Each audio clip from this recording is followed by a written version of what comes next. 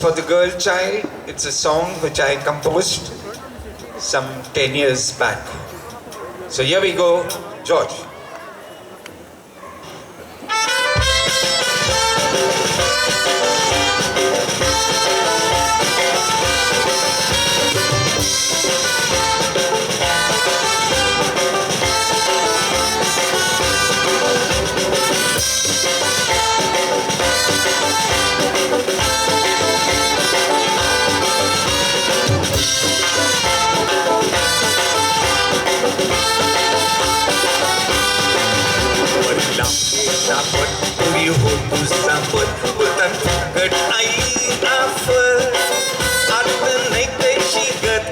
चालल्या शिकत आणि कमावी तान चार पट लापले तापट पुरी होतो सापट बोलते फुकट आई आफत आता नाही ते शिकत पुऱ्या चालल्या शिकत आणि कमावी तान चार पट आपल्या पोऱ्या त्याने उर्वी तीन वटली ऑफिस असताना घर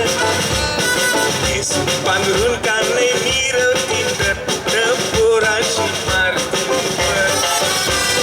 आपल्या पोऱ्या काने उर्वी तीन वटली ऑफिस असताना घर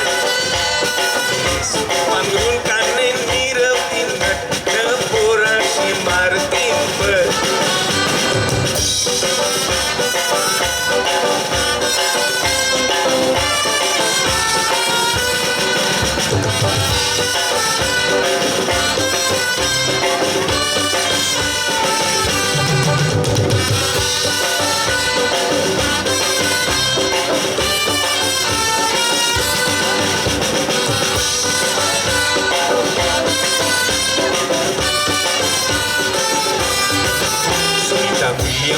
बघितली तिची दुनिया असेल पडेल आपले पोरीना प्रतिभाबाई पाटील प्रिया दत्त सोनिया याचा तरुल होईल प्रेरणा बघितली तिची दुनिया असेल पडेल आपले पोरीना प्रतिभाबाई पाटील प्रिया दत्त सोनिया याचा जरूर होईल प्रेरणा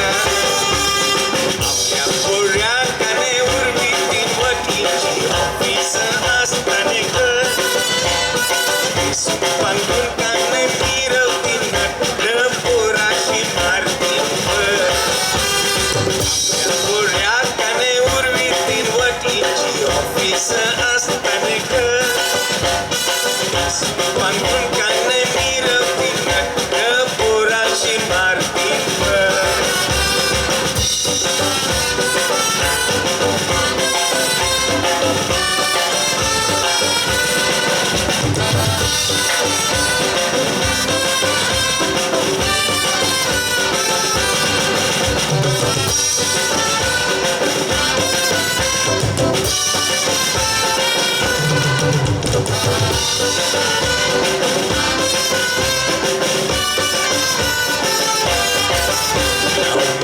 माटीन पदरान पोऱ्यातीन बायको माझी बिहाय हिमतीन करता धरता रचणार पोरीना त्या शिकार आपल्या पोऱ्या वदार दिन माझं माटीन पदरान पोऱ्यातीन बायको माझी बिहाय हिमतीन करता धरता रचणार पोरीना त्या शिकार आपल्या पोऱ्या वदार दिन आपल्या पोऱ्या काने उर्वी तीन वटली ऑफिस असताना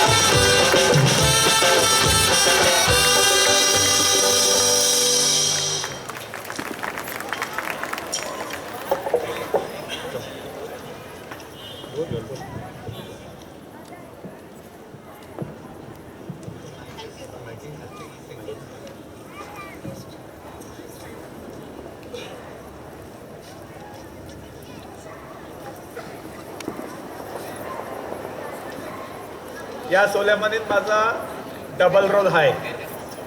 मी या सोल्याचा होस्ट आहे, पण आता मी असोसिएशनचा ऑफिस बेअरर म्हणून तुमच्या पुढे येत आहे.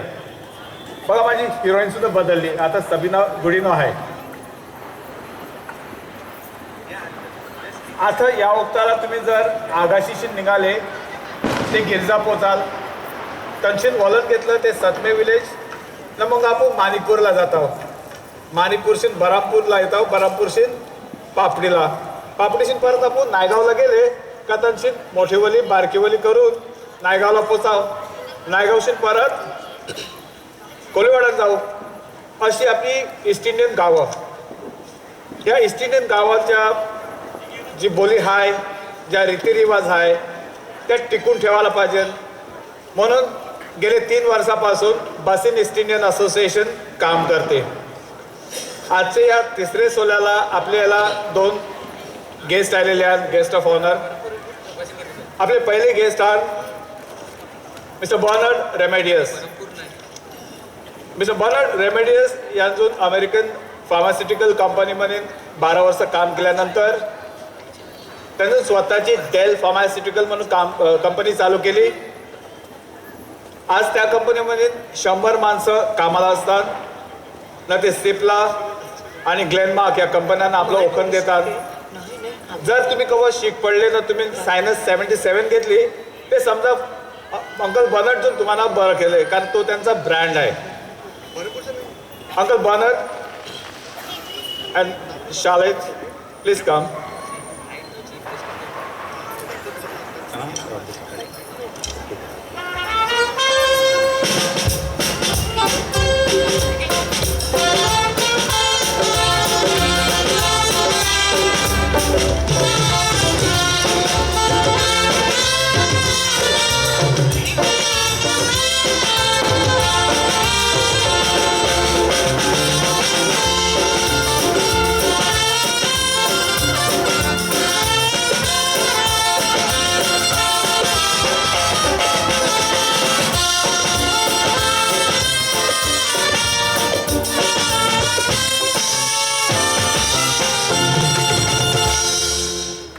आपल्यासाठी विजय पाहुणे हान, त्यांची ओळख देवाची तशी गरज नाही. ते आपले बारकी गिरजांचे हान बोलतात ना, नामी काफी है. ते सिक्वेरा ब्रदर्सपैकी हान. त्यांचं नाव बेंझोनी सिक्वेरा. आज त्यांचे कामापायी त्यांना 4 वखत युनेस्कोचा हेरिटेज अवॉर्ड मिळालेला आहे. या डायनॅमिक बेंझोनी सिक्वेरा प्लीज कम.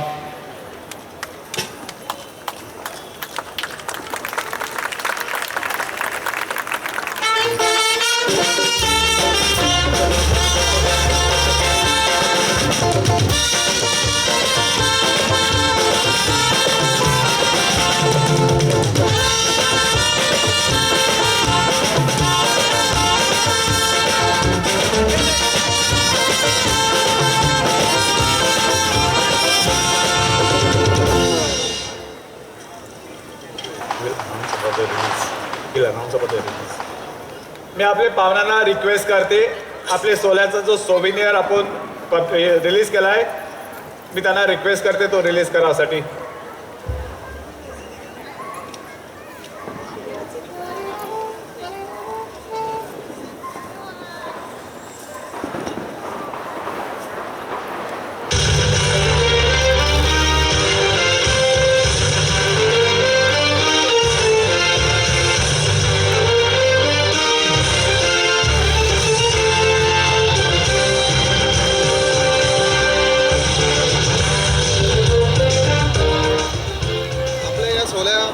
या संगीत ॲज अ पुस्तकाचं प्रकाशन झालं याचं मी जाहीर करतो.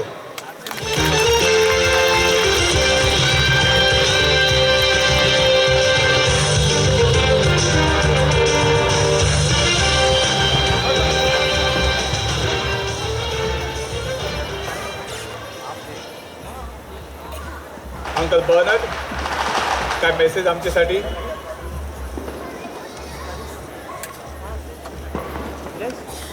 Good evening to everyone. आपली बोलीभाषा जी आहे त्या भाषेमध्ये बोलण्याची मला फारशी सवय नसल्यामुळे मी आपली नेहमीची मराठी भाषा आहे त्याच भाषेमध्येच बोलेन. आणि भाषा जी आहे ही फार महत्त्वाची आहे.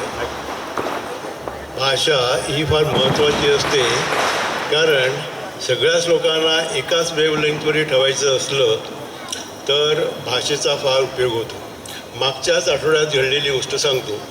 बँड्रा जिमखान्याचा गेल्या आठवड्यात 80वा वाढदिवस साजरा झाला आणि 3 दिवस तो कार्यक्रम चालू होता आणि 3 दिवसामध्ये वेगवेगळे चीफ गेस्ट येऊन गेले. एका दिवशी आपले सुपर कॉप जुलिओ रिबेरो हे होते. आणि यांचा मी अनुभव सांगतो. ह्यांना वसईला एका सभेसाठी ते बोलावलं आणि नेहमीप्रमाणे त्यांनी इंग्रजीमध्ये भाषण चालू केलं. सगळ्या लोकांनी आरडाओरडा केला, नाही मराठीमध्ये बोला. आता तो बिचारा अमराठी माणूस मराठीमध्ये काय बोलला हे देव जाणे. किंवा तुमच्यापैकी त्या सभेमध्ये कोणते असले तर तुम्ही सांगू शकाल. परंतु जर का रिबेरोना स्पेअर केलं नाही तर माझ्याविषयी न बोललेलं बरं. तर मी पहिल्यांदा बेसिन ईस्ट इंडियन असोसिएशनचे अध्यक्ष माननीय मॅल्कम बॅप्टिस्टा, उपाध्यक्ष जेम्स फर्नांडिस आणि सदस्य डिस्टिंग्विश गेस्ट, फादर्स आणि मित्र हो, ह्या प्रसंगी मुख्य पाहुणे म्हणून मला बोलण्याचे भाग्य लाभल्याबद्दल मी आपल्या सर्वांचे आभार मानतो. ग्लेन जेव्हा माझ्या घरी येऊन मला चीफ गेस्ट होण्याची विनंती केली त्यावेळेला मी त्याला म्हटलं की ही संधी किंवा हा मान तुम्ही एखाद्या एंटरटेनमेंट इंडस्ट्रीमध्ये असलेल्या कलावंताला द्यायला पाहिजे होता किंवा सामाजिक क्षेत्रामध्ये काम करत असलेल्या एखाद्या कार्यकर्त्याला द्यायला पाहिजे होता. ह्या दोन्हीपैकी कोणत्याही श्रेणी माझी वर्णी लागत नाही. असं असून देखील मी इथे आलो हे केवळ बेसिन ईस्ट इंडियन असोसिएशनच्या कार्यकर्त्यांनी हा कार्यक्रम आयोजित करण्यासाठी केलेले अविरत प्रयत्न आणि परिश्रम हे होते.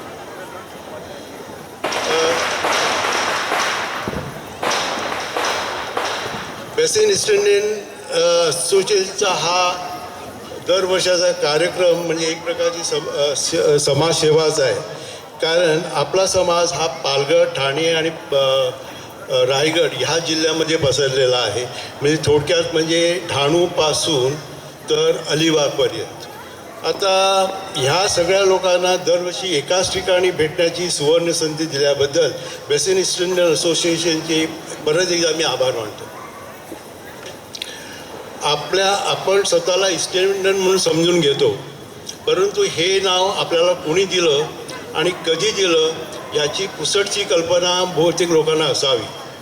पण मी जी कल्पना तुमची आहे त्याच्यामध्ये थोडीशी भर टाकू इच्छितो.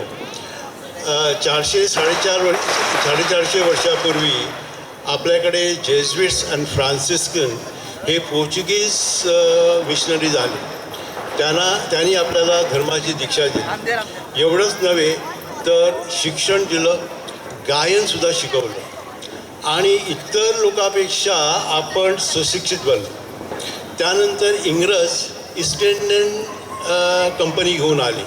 आपण सुशिक्षित असल्यामुळे आपल्याला पटापट नोकऱ्या तिथे लागल्या. आता पण काय झालं की आता जसे देशाच्या कानाकोपऱ्यांतून नोकऱ्यासाठी लोक मुंबईला येत असतात, तसेच गोवा आणि मँगलोर ह्या भागांतून आपले ख्रिस्ती बांधवसुद्धा येऊ लागले. त्यामुळे आपल्या लोकांच्या नोकऱ्या शाबूत राहाव्यात आणि त्याच्याकरता आपण त्या ब्रिटिश गव्हर्नमेंटला एक विनंती केली की आम्हाला एक खास आयडेंटिटी द्या की ज्यायोगे आमच्या नोकऱ्या शाबूत राहतील. आणि हे त्यावेळेला ही गोष्ट आहे 1895 सालची असावी. म्हणजे 130 वर्षापूर्वी.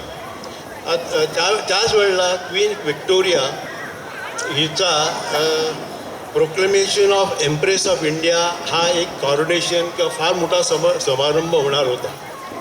त्यावेळी ब्रिटिशांनी ही आपली विनंती ऐकली आणि आपल्याला ईस्ट इंडिया कंपनीच्या पाठीमागे ईस्ट इंडियन असं गोंडस नाव दिलं आणि त्या वेळेपासून आपण ईस्ट इंडियन म्हणून नावाजलेलो आहोत. आता आपली जी वेगवेगळी नावं जी आहेत, आता इथे कोण परेरा आहे, कोण फर्नांडिस आहे, मी रमेडिस आहे.